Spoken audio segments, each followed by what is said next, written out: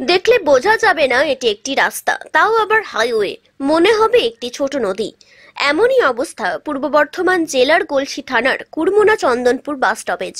কদিনের বৃষ্টিতে নাজেহাল গ্রামের সাধারণ মানুষ। ওই স্কুলের ছাত্রছাত্রীদের ভীষণ অসুবিধা। ডুবে গেছে রাস্তা, ওভারব্রিজের নিচে হাঁটু সমান জল, বাড়ছে যানজট, মানুষের যাতায়াত করতে খুব অসুবিধা হচ্ছে। এলাকাবাসীর অভিযোগ, আমরা মৌখিকভাবে রাস্তা কর্তৃপক্ষকে জানিয়েছি।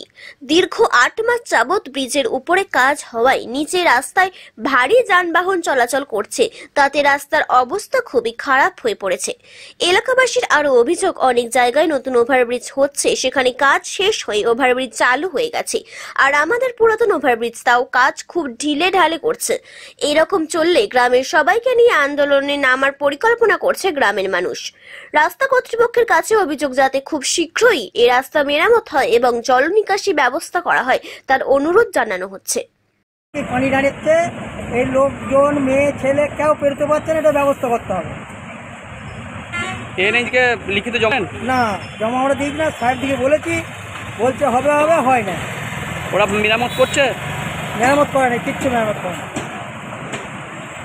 ওই একবার এক গাড়ি মাল ঢেলে দিল, ধুলো সে উড়ে চলে গেছে, আর একটা পানি হয়নি।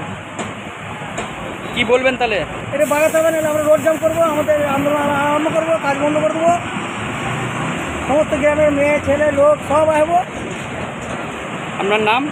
আমার নাম শেখ আসগর। কি অবস্থা রাস্তা এখানে, কি বলবেন?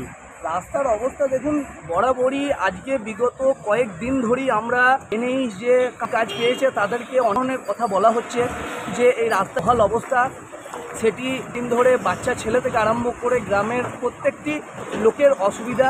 আন্ডারপাসের তলায় দীর্ঘদিন ধরে 1 হাঁটু জল জমে থাকছে, সেটাকে নিয়ে আমরা অনেকবার বলেছি, ইভেন প্রশাসন এসেও অনেক কিছু বলেছে তাদেরকে, কিন্তু কোনো রকম কাজ হয়নি। তো আমরা চাইছি দ্রুত এই কাজটি যেন সম্পূর্ণ করা হয়। স্টুডেন্টদের অসুবিধা হচ্ছে, যেতে প্রচণ্ডভাবে অসুবিধা হচ্ছে। ইভেন প্রতিদিনে প্রায় 2-3টে বাইক রেন্ট হচ্ছে এবং গাড়িও খুব, এখানের জ্যাম, প্রত্যেক দিনের জ্যাম। আমরা প্রতিনিয়ত এখানে আন্ডারপাস দিয়ে পেরোতেও পাচ্ছি না এবং প্রতিদিনের অ্যাক্সিডেন্ট একটা মনে হচ্ছে যেন আমাদের মধ্যে আতঙ্ক ছড়িয়ে পড়ছে। কর্তৃপক্ষকে অবশ্যই জানিয়েছি, কর্তৃপক্ষকে এটা হচ্ছে যে দ্রুত রাস্তা না ঠিক করে দিই, আমরা গ্রামবাসী এখানে রাস্তার মধ্যে পথ অবরোধ করার ব্যবস্থাও নেব। এটা কোন জায়গা? গলসি থানার অন্তর্গত খাটিনন্দী অঞ্চলের কুড়মুনা চন্দনপুর গ্রাম। আপনার নাম? আমার নাম হচ্ছে মোহাম্মদ তাফাজ্জল হোসেন। রাজেশ মোল্লার রিপোর্ট, সকলের জন্য নিউজ।